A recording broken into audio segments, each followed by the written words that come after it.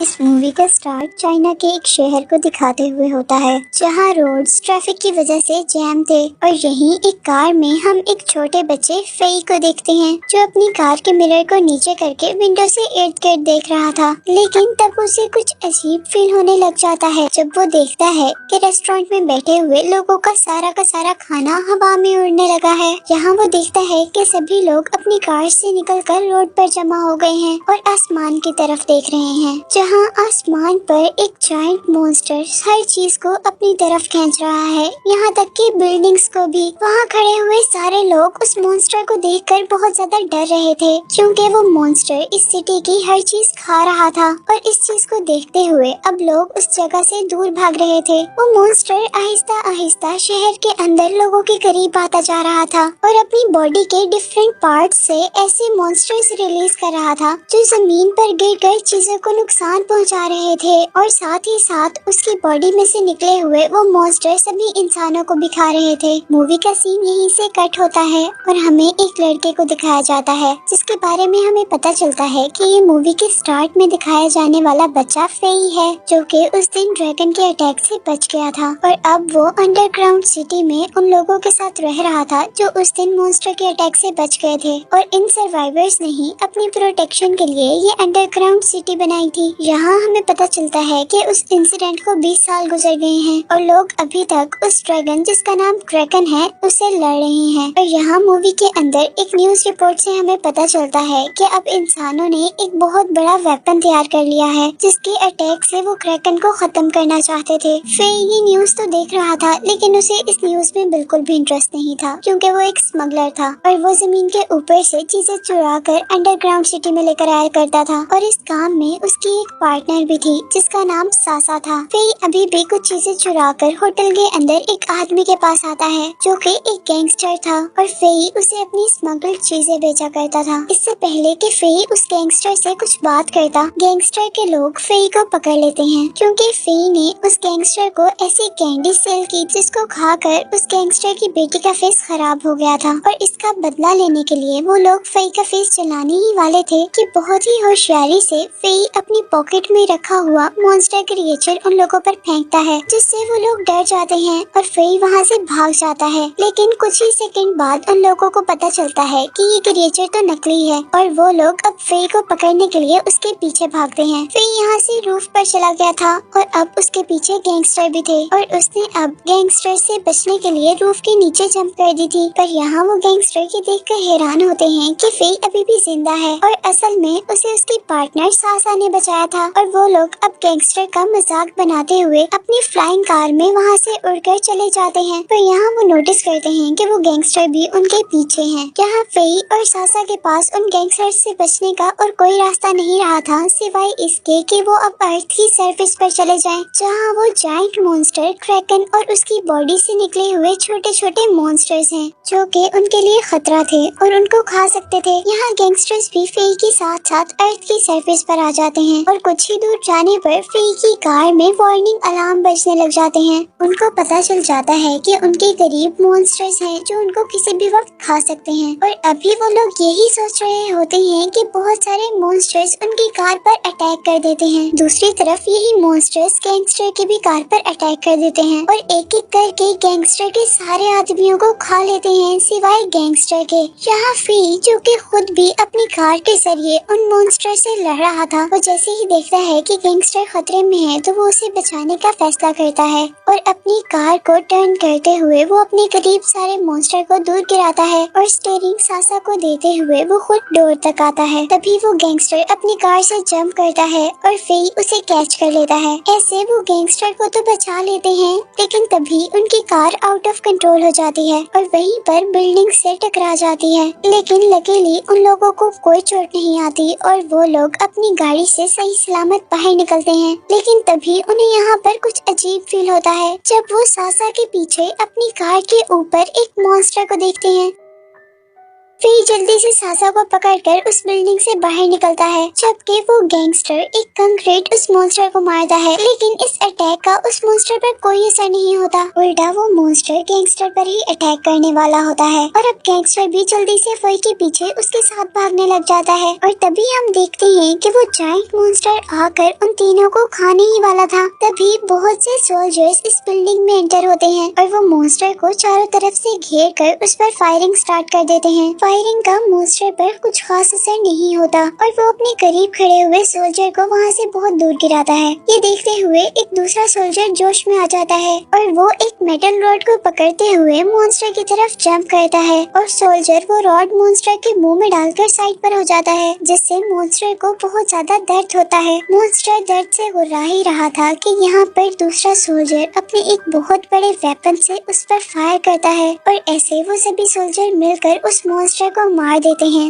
और दूर खड़े हुए फेई और उसके साथी भी ये सब कुछ देख रहे थे। अब जैसे ही सोल्जर्स फेई और उसके साथी की आईडी चेक करते हैं तो उनको पता चलता है कि ये तो स्मगलर हैं। सोल्जर्स उन्हें जेल में डालने वाले थे और अब उन सोल्जर से बचने के लिए उनके पास एक ही रास्ता था कि वो लोग अपनी फ्लाइंग कार सोल्जर्स को डोनेट कर दें। इसके बाद हम उन तीनों को सोल्जर्स के साथ उनकी कार में देखते हैं, जहाँ से अचानक उनकी कार ऊपर की तरफ उड़ने लगती है और देखने पर पता चलता है कि जायंट मॉन्स्टर उस कार को अपने अंदर इनगल्फ करने वाला है। जब उनके पास बचने का कोई रास्ता नहीं रहता तो सासा उठती है और अपनी कार को एक्स्ट्रा जेट एनर्जीज देते हुए वो मॉन्स्टर के मुंह से बाहर निकाल लेती है। इन जेट एनर्जी से कार के इंजन फेल हो जाते हैं और वो कार मॉन्स्टर के मुंह से दूर हवा में ही ब्लास्ट हो जाती है। लेकिन लकीली सारी टीम बच जाती है और वो लोग अब जमीन पर आकर दोबारा इकट्ठे होते हैं। उन्हें यहाँ पर कोई मॉन्स्टर तो नजर नहीं आ रहा था, पर इर्द गिर्द से बहुत ही अजीब आवाजें आ रही थी। फिर कुछ ही सेकंड्स में एक बहुत बड़े स्टैचू के अंदर से वो छोटी छोटी क्रिएचर्स बाहर निकलना शुरू हो जाती हैं, जो कि मॉन्स्टर अपनी बॉडी से रिलीज करता था। सभी सोल्जर्स इकट्ठे होकर उन छोटी छोटी क्रिएचर्स पर अटैक कर रहे थे और उनको मार रहे थे। अब उनमें से एक सोल्जर उस बड़े से स्टैचू के ऊपर अटैक कर देता है, जिससे वो स्टैचू डिस्ट्रॉय हो जाता है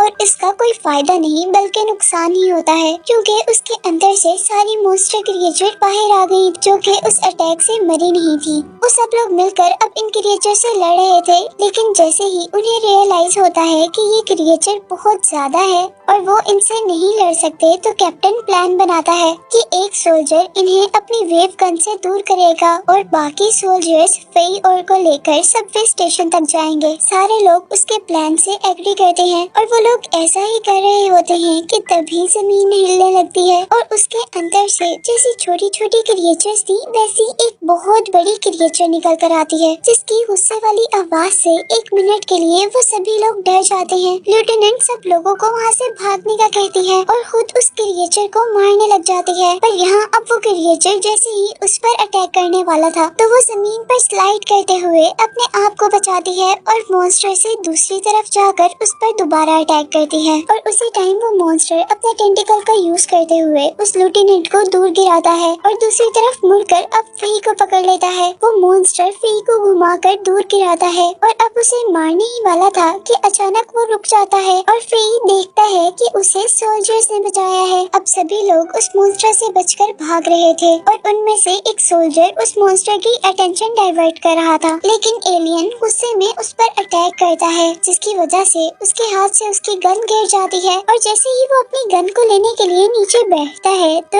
एलियन अपना टेंटिकल उसकी बॉडी में स्टैब कर देता है। सभी लोग अपने साथी को मरता हुआ देखकर बहुत ज्यादा दुखी हो रहे थे और वो सोल्जर अपने आप को सेक्रीफाइस करते हुए उन सबको यहाँ से बचकर भागने का कह रहा था। इसके बाद हम सब लोगों को सबवे स्टेशन के अंदर देखते हैं और यहाँ हमें पता चलता है कि ये स्पेशल सोल्जर्स एक स्पेशल मिशन पर हैं। उन्होंने उस मेन मॉन्स्टर को मारने के लिए एक टेक्नोलॉजी बनाई है, जिस मॉन्स्टर ने पूरी दुनिया में ये क्रिएचर्स फैलाई थी। और अब क्योंकि कुछ ही देर में वो मॉन्स्टर अब दोबारा यहाँ आने वाला था, तो उन लोगों का प्लान था कि उसके क्रिएचर रिलीज करने से पहले ही वो उसको मार देंगे। लेकिन क्योंकि इन सोल्जर्स का साथी यहाँ पर मर गया था तो बाकी सोल्जर्स बहुत ज्यादा दुखी थे और उनमें से एक सोल्जर तो ये भी कह देता है कि अब हमें ये मिशन नहीं करना और साथ ही वो अपनी फ्रेंड की मौत का जिम्मेदार फेई को कहता है। यहाँ कैप्टन उनकी लड़ाई खत्म करता है और कहता है कि अब हमें मिलकर वो मिशन कंप्लीट करना होगा ताकि उनकी फ्रेंड की मौत बेवजह न रहे। यहाँ पर फेई को भी एहसास होता है कि सिचुएशन कितनी ज्यादा खराब हो रही है और वो अब सोल्जर्स की मदद करने के लिए उनको वो खुफिया रास्ता बताता है जिस रास्ते से वो चीजें स्मगल किया करता था। वो सभी लोग उस टनल से होते हुए अंडरग्राउंड सिटी में जा रहे थे कि तभी वहाँ पर वो क्रिएचर्स अटैक कर देती हैं और आखिर जब वो लोग अंडरग्राउंड सिटी तक पहुँचते हैं तो ये देखकर शॉक हो जाते हैं कि मॉन्स्टर्स ने अब अंडरग्राउंड सिटी पर भी अटैक कर दिया था और यहाँ पर भी सारे लोग मर गए थे।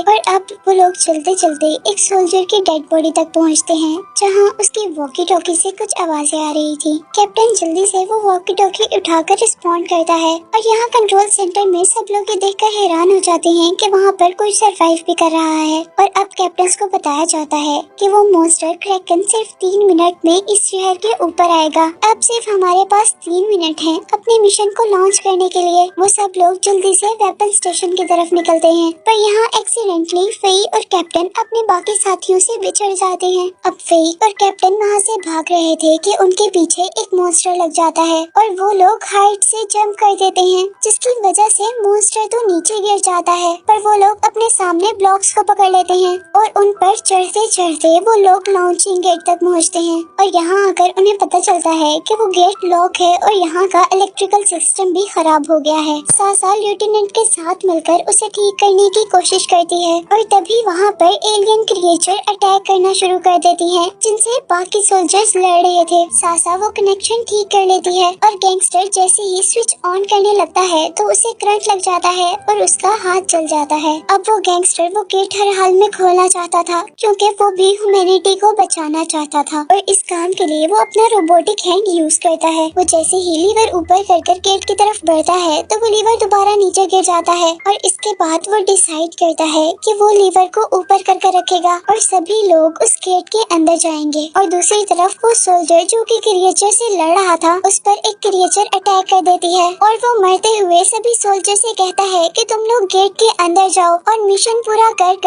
इंसानों को बचा लो। और सब लोग जैसे ही गेट के अंदर जाते हैं तो वो सोल्जर उनकी आंखों के सामने अपने आप को ब्लास्ट कर लेता है जिससे वहाँ पर मौजूद सारी क्रिएचर्स भी मर जाती हैं। जहाँ वो लोग अपने 3 साथियों के मरने पर बहुत ज्यादा दुखी थे और इसीलिए अब फोई जो कि इस मूवी का मेन कैरेक्टर है वो जोश में आ जाता है और वो कहता है कि हमारी साथियों की मौत जाया नहीं होगी बल्कि हम अब हर हाल में उस क्रैकन को मारेंगे और उसकी तबाही से इस दुनिया को बचा लेंगे। कैप्टन अब अपनी डिवाइस लॉन्च के अंदर डालता है। वो लॉन्च डिवाइस एक ऐसी जगह पर लगाई गई जहाँ ठीक ऊपर से क्रैकन ने गुजरना था और क्रैकन के आते ही वो लोग अपनी मिसाइल से उसे मारना चाहते थे। हेडक्वार्टर से मिशन स्टार्ट होने का ऑर्डर मिलता है और हर शहर से एनर्जी उस लॉन्च मशीन को दी जाती है जिससे उसके अंदर लाइट्स ऑन होती हैं और एक बहुत बड़ी लेजर बीम आसमान की तरफ ट्रेवल करती है जो कि सीधा जाकर मॉन्स्टर पर अटैक कर रही थी और उसको मारने ही वाली थी कि तभी एनर्जी के कम होने की वजह से वो लॉन्च मशीन रुक जाती है और वो क्रैकन अपने पेट में एक बड़े से सुराख के साथ जिंदा रह जाता है। वो लोग अपनी हार को मानने ही वाले होते हैं कि अचानक फेई बोलता है।